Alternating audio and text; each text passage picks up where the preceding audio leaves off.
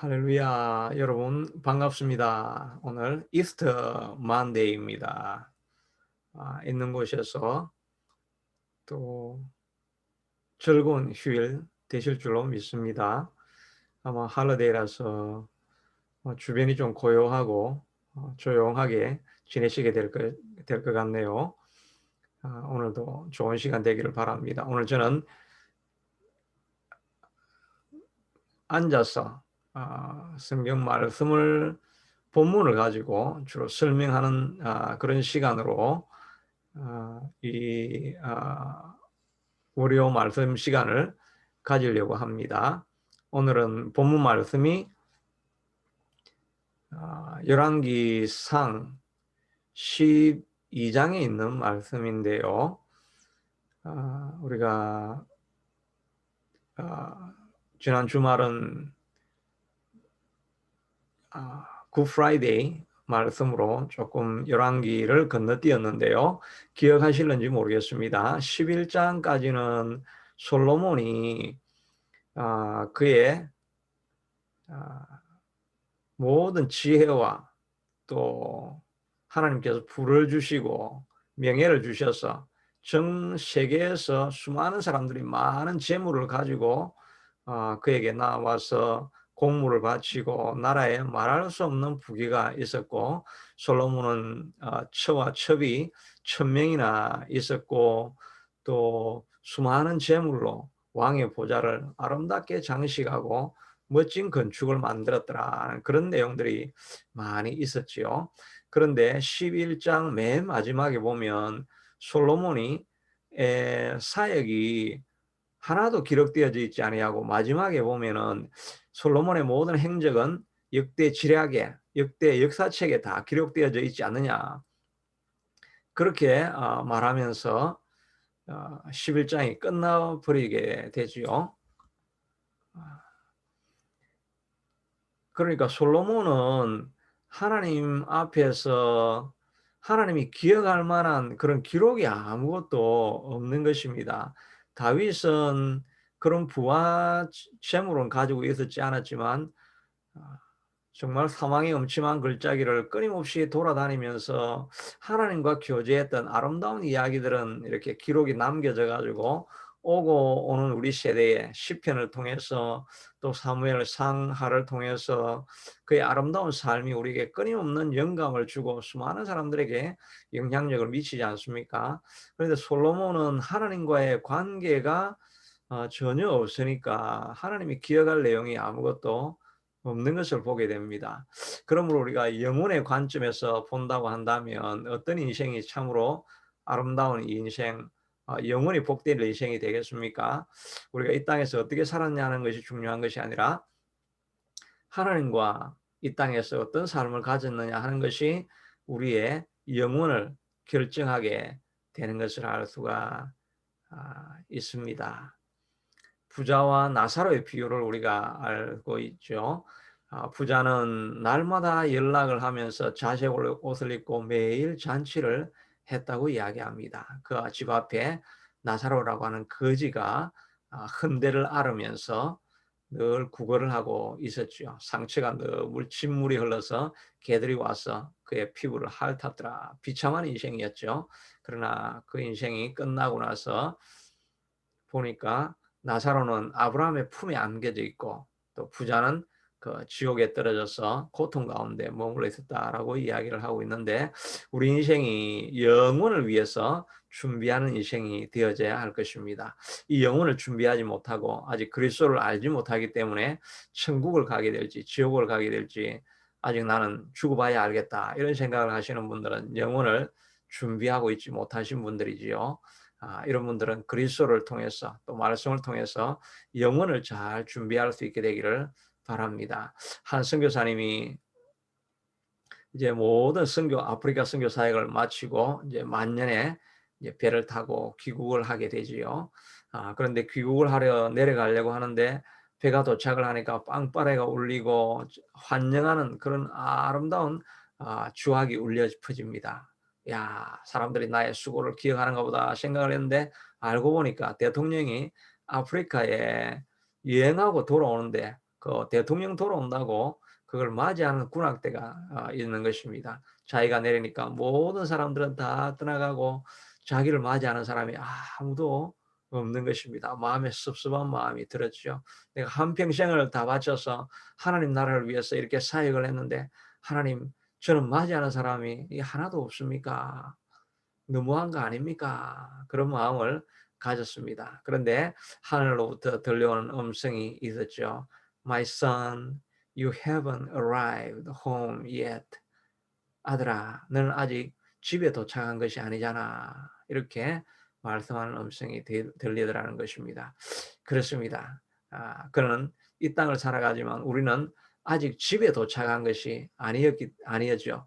선교사님이 이제 집에 도착해서 영원한 하늘나라에 도착하게 되면 하늘나라에서 아름다운 빵빠레를 울리며 우리를 맞이하게 될 것입니다. 선교사님은 아마 영광스러운 아름다운 그런 하나님 앞에 환영받는 천국 입성이 될 것입니다. 우리는 하늘나라를 위해서 얼마나 준비하고 살아가고 있는지 우리 자신을 한번 돌아보는 그런 시간이 될 수 있으면 좋겠습니다. 이제 솔로몬은 죽고 나서 그 다음에 이제 그 아들의 이야기가 나오게 됩니다. 그 아들이 누구냐면 르호보암입니다. 우리는 솔로몬이 처와 첩이 1000명이나 되니까 그 자손들은 얼마나 많을까 이런 생각을 하게 되는데 저도 궁금해서 솔로몬의 아들들이라고 쳐봐도 아무런 자료가 나오지 않습니다.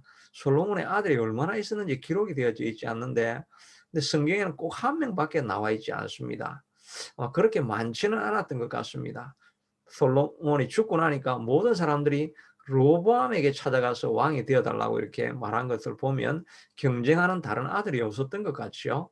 그러니까 이 르호보암만 왕이 된 것입니다. 그래서 르호보암이 왕이 되어서 통치하는 이야기가 오늘 12장 1절부터 나오는 이야기입니다. 오늘 본문을 들어가기 전에 이스라엘의 역사에 대해서 잠깐만 이렇게 살펴보려고 합니다. 지도를 통해서 살펴보죠.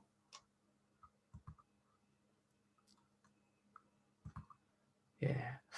이 지도가 지금 공유가 되어야 되는데 공유가 되리라 이런 생각을 하고 이렇게 보는데 이스라엘은 원래는 지금까지는 통일왕국이었죠. 남북한이 나누어져 있지 않았습니다. 그런데 지방자치 분권이 아주 강화되었던 그런 나라라고 할 수가 있지요. 여기 보면 여기가 이스라엘 나라입니다. 여기가 지중해고 여기에 긴네렛 갈릴리 호수지요. 그리고 요단강을 따라서 물이 쭉 내려오면 사해로 모든 물이 다 모여지게 됩니다. 이것을 경계로 해서 요단강을 경계로 해서 이 12지파가 이렇게 나누어져 있습니다. 아셀, 단, 납달리, 므낫세, 스불론, 이사갈, 므낫세, 갓, 에브라임, 단, 베냐민, 로벤, 시몬, 유다 이렇게 12지파가 수로 나누어져 있는 분권이 있었지만 그러나 여기에 초대 왕이 사울 왕이 되어서 이 전체를 통치했고 그 다음에 다윗이 여기 전치다를 통치를 했고 그리고 다윗 이후에 이제 솔로몬이 왕이 될 때까지도 이 전체를 다 통일을 하게 되어졌습니다. 그런데 솔로몬이 죽고 나서 나라가 나누어지게 됩니다. 여기 보면 나라가 나누어지는 게 나오죠. 여기 보면 통일왕국 11장까지는 솔로몬이 통치했고 했던 통일왕국이었습니다. 그런데 솔로몬이 죽고 나서 남왕국과 북왕국으로 이렇게 나누어집니다. 북이스라엘을 북왕국이라고 하죠. 남쪽 유다를 남왕국이라고 이렇게 하게 됩니다. 그래서 남왕국을 통치한 왕은 르호보암, 이 솔로몬의 적통 아들이죠. 르호보암이 왕이 되는데 두 지파만 다스리게 됩니다. 두 지파는 그리고 북왕국은 이제 여로보암이 통치하게 되는데 오늘 이 이야기가 여기 나오죠. 10지파를 다스리게 됩니다. 그래서 솔로몬이 죽고 난 이후부터 이때가 연도로 하면 얼마냐 하니까 BC 930년이 됩니다. BC 930년에 이렇게 북왕국과 남왕국으로 분열 왕국이 되어서 나누어지게 되는데, 오늘 우리가 읽은 본문이 바로 이렇게 어떻게 남왕국과 북왕국이 나누어지게 됐냐 하는 내용입니다. 지도로 보면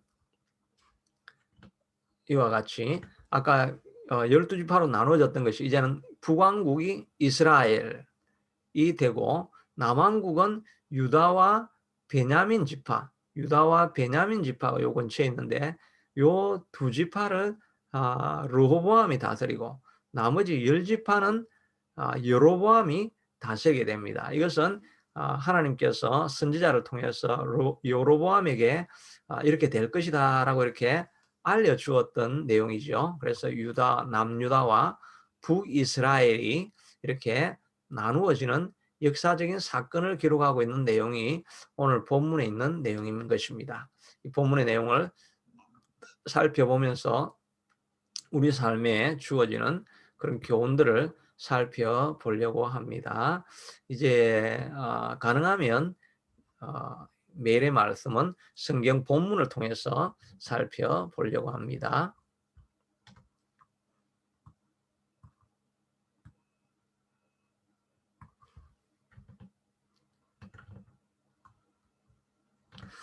오늘 12장 1절에 있는 말씀입니다. 12장 1절에 보면 르호보암이 셰겜으로 갔으니 이는 온 이스라엘이 그를 왕으로 삼고자 하여 셰겜에 이르렀더라. 그러니까 르호보암, 솔로몬이 죽고 나니까 바로 그 아들 르호보암을 왕으로 세우겠다고 사람들이 말하고 있습니다. 그때 이제 느봇의 아들 여로보암, 이 이름이 좀 헷갈리기가 쉽죠. 여로보암이 있고, 이게 솔로몬의 적통은 르호보암입니다.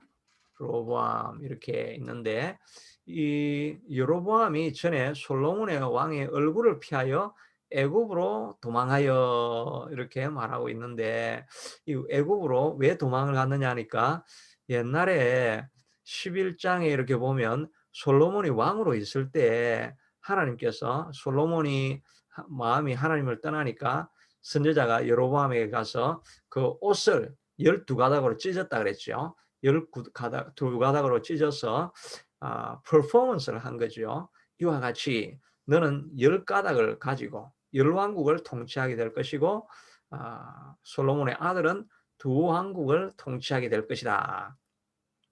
그렇게 이야기를 하니까, 그러면 결국 솔로몬을 죽이고 여로보암이 자기가 왕이 된다는 이야기가 되는 거잖아요. 그러니까 솔로몬이 경계를 하게 되어지고 여로보암을 이제 죽이려고 하죠.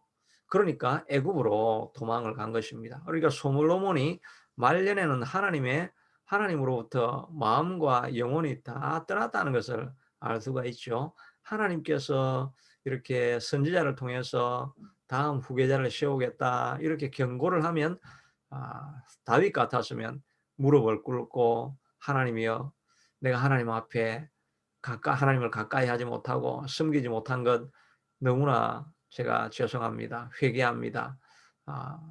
저를 다시 한번 이렇게 세워주시옵소서. 이렇게 했어야 되는데, 여로보암을 세웠다고 하니까 하나님이 세운 사람을 죽이려고 이렇게 했으니까 하나님을 직접 거역한 모습이 되는 것 아닙니까? 그러니까 솔로몬이 마음이 많이 떠났다는 것을 알 수가 있습니다. 그래서 여로보암이 이제 애굽으로 도망을 갔더라 이렇게 말하고 있습니다. 애굽으로 도망을 갔습니다. 그런데 이제 그 소문을 듣고 여전히 애굽에 있는 중에, 이제 소문을 들었고 솔로몬이 죽었으면 올라와야 되는데, 그래도 여전히 애굽에 있는 중에 사람들이 이제 무리가 사람을 보내어 그를 불렀더라. 여로보암과 이스라엘의 온 회중이 와서 로보암에게 말하여 이르되, 온 이스라엘 회중이 사람들을 그를 불렀더라. 그러니까 그가 여로보암이죠. 여로보암을 불렀더라. 그리고 나니까 여로보암이 이제 예루살렘으로 올라왔죠. 올라와 가지고 여로보암과 이스라엘의 온 회중이 와서 로보암에게 가서 이제 부탁을 합니다. 왕의 아버지께서 우리의 멍에를 무겁게 하였으나 왕의 아버지가 우리에게 시킨 고역과 매운 무거운 멍에를 가볍게 하소서. 그리하시면 우리가 왕을 섬기겠나이다. 로보암이 대답하되 갔다가 3일 후에 다시 내게로 오라 하매 백성이 가니라. 이제 백성들이 와서 솔로몬이 자기 궁을 짓기 위해서 그리고 각 지역에 또 성을 짓고 하나님의 성전도 지었지만 자기 궁뿐만 아니라 전 지역에 수많은 건축을 일으켜서 자기의 권세를 자랑하려고 했습니다. 그러다 보니까 백성들의 고역이 이루 말할 수가 없었던 것이지요. 그래서 르호보암이 왕이 되니까 이제 제발 좀 우리에게 부역을 좀 적게 해주시고 세금을 좀 덜하여 주시옵소서. 그럼 우리가 왕을 진심으로 잘 섬기겠습니다. 이렇게 하니까 르호보암이 그러면 3일 후에 오면 내가 답해 주겠다. 그렇게 말을 합니다. 르호보암 왕이 그의 아버지 솔로몬의 생전에 그 앞에 모셨던 노인들과 의논하여 이르되 너는 어떻게 충고하여 이 백성에게 대답하게 하겠느냐. 원로들에게 처음에 이제 물어보는 거죠. 대답하여 이르되 왕이 만일 오늘 이 백성을 섬기는 자가 되어 그들을 섬기고 좋은 말로 대답하여 이르시면 그들이 영원히 왕의 종이 되리이다. 섬기는 자가 되어서 그들을 섬기고 좋은 말로 대답하면, 예, 섬기는 자가 되어서 섬기면 그들이 당신의 종이 될 것입니다. 예수님께서 친히 말씀하셨죠. 너희가 섬김을 받으려고 하면 먼저 섬기는 자가 되어야 될 것이다 라고 말하고 있죠. 섬기는 자가 되어야 사람들이 떠나가지 않습니다. 그런데 왕이 이제 노인들이 자문하는 것을 버리고 자기 앞에 모셔 있는 자기와 함께 자라는 어린 사람들과 의논하여 이르되 너희는 어떻게 자문하여 이 백성에 대답하게 하겠느냐. 백성이 내게 말하기를 왕의 아버지가 우리에게 매운 멍에를 가볍게 하라 하였느니라. 함께 자라는 소년들이 왕께 아뢰어 이르되 이 백성들이 왕께 아뢰어 왕의 부친이 우리의 멍에를 무겁게 하였으나 왕은 우리를 위하여 가볍게 하라 하였은즉 왕은 대답하기를 내 새끼 손가락이 내 아버지의 허리보다 굵으니 내 아버지께서 너희에게 무거운 멍에를 매게 하였으나 이제는 나는 너희의 멍에를 더욱 무겁게 할지라. 내 아버지는 채찍으로 너희를 징계하였으나 나는 정갈 채찍으로 너희를 징계하리라 하소서. 이 말은 무슨 말입니까? 이 젊은 불량배 같은 친구들은 너가 그 사람 백성들을 좋게 오냐 하면 너를 밟고 올라설 것이다. 아직 본때를 보여줘야 된다. 강한 표시를 해야 된다. 이렇게 권세를 사용하라고 이야기를 하는 거죠. 얼마나 어리석은 그런 조언입니까? 이것으로부터 나라가 망하게 되는 것입니다. 우리가 주변에 어떤 사람들과 함께 같이 머물고 있느냐 하는 것이 우리 인생을 결정한다는 정말 좋은 교훈을 우리가 배우게 되는 거죠. 이 옆에 있는 솔로몬이 섬겼던 이 불량한 친구들 때문에 결국은 나라가 망하게 되는 것을 보게 됩니다. 그래서 12절에 3일 만에 여로보암과 모든 백성이 르호보암에게 나왔으니 이는 왕이 명령하여 이르기를 3일 만에 내게로 다시 오라 하였습니다. 왕이 포악한 말로 백성에게 대답하여 말할세 노인의 자문을 버리고 어린 사람들의 자문을 따라 그들에게 말하여 이르기를 내 아버지는 너희의 멍에를 무겁게 하였으나 나는 너희의 멍에를 더욱 무겁게 할지라. 내 아버지는 채찍으로 너희를 징계했으나 나는 정갈 채찍으로 너희를 징치하리라 하니라. 왕이 이같이 백성의 말을 듣지 아니하였으니 이는 여호와께로서 말미암은 것이라.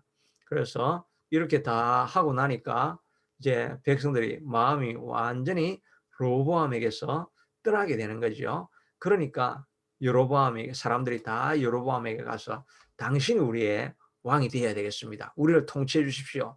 결국 이래 가지고 나중에 여로보암이 열지파를 모아 가지고 북쪽으로 가서 북왕국 북이스라엘을 세우게 되는 계기가 되는 것입니다. 그런데 이 일에 대해서 하나님께서 성경은 좀 한 가지 교훈적인 이야기로 말을 하고 있죠.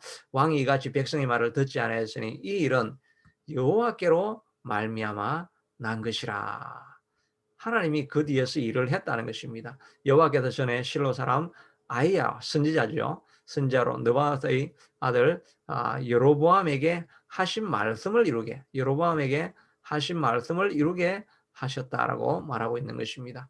하나님이 그때 내가 여로보암에게 열 지파를 주겠다라고 했던 것을 이루려고 하니까 어쩔 수 없이 이런 일이 일어나게 된 것이다. 그렇게 이야기하고 있는 것입니다. 이 사건을 통해서 교훈을 얻을 수 있는 것은 저는 우리가 섬기는 사람이 되어야 되겠다는 그런 생각을 해보게 됩니다. 이제 섬기지 아니하고 내가 위에서 군림하고 통치하는 자가 되겠다. 그렇게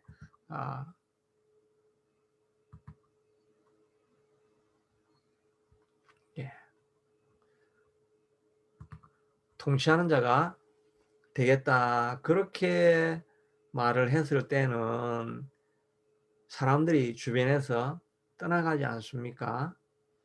우리도 주변에 보면 그렇지 않습니까? 사람들이 많이 모이는 사람이 있고 어떤 사람들은 사람들이 주변에서 자꾸 떠나는 사람들이 있습니다. 어떤 사람들에게 사람들이 자꾸 몰리게 됩니까? 제가 경험하기에도 보기에도 섬기는 사람이었습니다. 무엇이든지 남에게 주려고 하고 베풀려고 하고 이런 사람에게는 사람들이 자꾸 몰려오는데 내가 너희를 통치하리라. 내가 컨트롤하리라. 내가 파워를 가지고 있으니까 내가 너희를 징치하리라. 이런 권세를 가지고 있는 사람들은 권세 때문에 두려워서 머물기는 하지만 마음은 천길 만길로 떠나가게 되는 것이요. 그러니까 권력을 가지고도 고독한 인생을 살게 되는 것을 보게 됩니다. 여러분의 삶은 어떤가요? 여러분의 주변의 사람들이 점점 몰리지 않느냐고 떠나갈 때 우리가 생각해 봐야 될 것은 내가 주변의 사람들을 섬기고 살아가고 있는가 하는 것을 한번 생각해 보아야 할 것입니다. 다른 사람을 비난하기 전에 내가 다른 사람에게 무엇이든지 주려고 살아가고 있는가 하는 것을 생각해 보면서 오늘 하루도 내가 무엇을 줄 수 있는가 하는 것을 생각해 볼 수 있게 되기를 바랍니다. 무엇보다 우리가 하나님께 내가 무엇을 줄 수 있는가 하는 것을 생각하는 인생은 정말 복된 인생이라고 할 수가 있을 것입니다. 내가 어떻게 하나님을 기쁘게 할까? 하나님이 기뻐하시는 일이 무엇인가? 하나님의 관심이 무엇인가를 생각하며 거기에 내 마음을 두고 있는 사람, 그런 섬김의 사람을 하나님께서 복 주시게 될 것입니다. 또 한 가지 우리가 배울 수 있는 것은 이 르호보암의 마음이 강팍해지고 이런 악한 사람들의 조언을 듣게 되고 이렇게 한 것이 물론 르호보암의 개인적인 책임도 있지만 하나님이 넓은 구속사적인 이런 섭리 가운데 솔로몬에 대한 징벌이 그에게 이루어지게 하려고 하나님이 이끌어 가시고 있는 그런 과정이라는 것을 또한 말해주고 있지 않습니까? 이것을 우리가 생각해 보면 우리 주변에 일어나는 모든 일은 하나님의 컨트롤 하에 있다는 것을 우리가 고백해야 할 것입니다. 내게 악한 일이 일어나고 어려운 일이 일어나지만 여전히 하나님께서 그 일을 지켜보고 계시고 하나님이 특별한 의미가 있어서 뜻이 있어서 하나님께서 허용하시기 때문에 그런 일들이 우리에게 일어나는 것이다. 이런 생각을 우리가 해보아야 할 것입니다. 이런 마음의 태도를 가지고 늘 우리가 살아간다고 한다면 기본적인 우리의 마음의 자세는 늘 감사하는 태도일 것입니다. 악한 일이 일어나고 어렵고 힘든 일이 일어나고 주변에 생각하지도 못했던 일이 일어날 때 그것을 가지고 우리가 다 이해할 수 없지만은 하나님의 섭리 가운데 있을 것이다. 이런 생각을 가지고 하나님 그러나 이 일들 때문에 나는 감사합니다. 욥이 모든 것을 다 잃었을 때도 주신 이도 하나님이시요 거두어 가시는 이도 하나님이시라고 고백하였던 것처럼 우리도 우리의 삶의 모든 것을 하나님 앞에 맡기고 하나님의 섭리를 인정하며 감사하면서 살아가는 저희들이 될 수 있게 되기를 축복합니다. 그래야 해서 오늘도 복되고 의미 있는 하루가 될 수 있게 되기를 축복합니다. 기도하겠습니다. 하나님, 솔로몬은 그렇게 아름다운 인생을 살았지만 하나님에게는 기록할 말이 하나도 없는 사람이었습니다. 우리도 이 땅을 살아가면서 하나님이 기억할 만한 그런 인생을 살아갈 수 있게 되도록 하나님 우리를 도와주시기를 원합니다. 또 때로는 주변에 사람들이 떠나게 될 때 사람들의 문제가 아니라 내 안에 정말 섬기고자 하는 마음이 있는가, 사람을 사랑하는 마음이 있는가 하는 것을 돌아보게 하여 주옵소서. 분규가 일어난다고 한다면 하나님 내가 섬기고 있습니까? 하는 것을 물어볼 수 있게 도와주시옵소서. 또 우리가 다 이해하지 못하지만 하나님이 일하심을 믿고 범사에 하나님 감사합니다. 우리는 하나님을 인정합니다. 너희는 힘써 하나님을 인정하라고 말하였는데 하나님을 인정합니다라는 마음으로 모든 순간에 감사하며 살아가는 저희 인생이 될 수 있게 축복하여 주옵소서. 예수님 이름으로 기도드리옵나이다. 아멘. 오늘도 좋은 하루 될 수 있게 되기를 바랍니다. 내일은 열왕기상 12장 그 이후에 있는 말씀으로 여러분을 찾아뵙겠습니다. 꼭 구독, 좋아요 누르는 거 잊지 마시기 바랍니다. 교회를 도와주는 일은 좋아요를 지금은 누르는 일입니다. 그리고 이 동영상을 가능하면 다른 사람들에게 소개하는 것입니다. 감사합니다.